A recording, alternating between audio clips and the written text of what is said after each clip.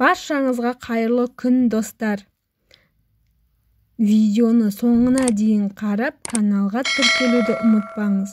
Иммунитетті көтеруге көмектесер 5 тағам.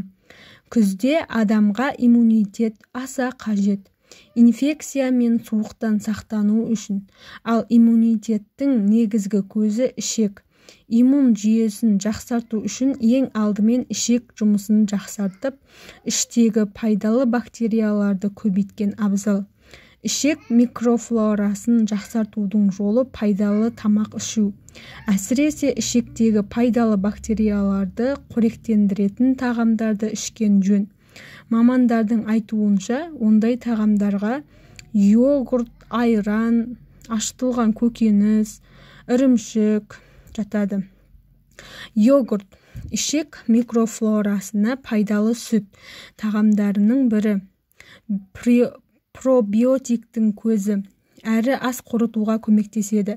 Пробиотик дегеніміз пайдалы микрофлораның көбейтуге көмектесетін тірі микроорганизмдер. Иммун жүйесінің жасушаларын оятады. Бірақ йогурт сатып аларда міндетті түрде өнімнің шығарылған мерзіміне қарау шарт. Барынша жаңа балғын болғаны жөн. Айран. Ішекке пайдалы екінші сүт тағамы айран. Айранда кальций, магний, фосфор, В дәрумендері мен Д дәрумені көп болады. Нағыз ағзаға пайдалы құрам.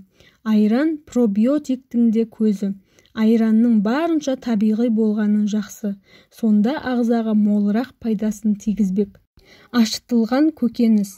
Бұған кәдімгі тұздалған орам жапырақ пен қияр, басқа да көкөністер жатады. Ашытылған қышқыл тағамдар ішекке өте пайдалы. Кимчиде А, С және К2 дәрумені, В тобындағы дәрумендер мен темір, түрлі амин қышқылдары көп болады. Әлемдегі ең пайдалы тағамдардың бірі жасұнық көп болғасын ішектің пайдалы микрофлорасына жақсы әсер етеді. Ірімшік. Ішекке пайдалы тағы бір сүт өнімі.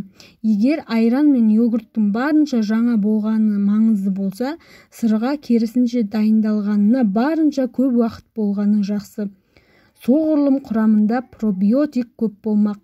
Айта кетерлігі, жоғарыда аталған тағамдарды аларда пастелленген бе, жоқ па, соған мән беру керек. Пастелленген тағам болса, ондайдан пайда жоқ дейді мамандар. Видео ұнаған болса, каналға тіркеліп, лайк басуды, пікір жазуды ұмытпаңыздар.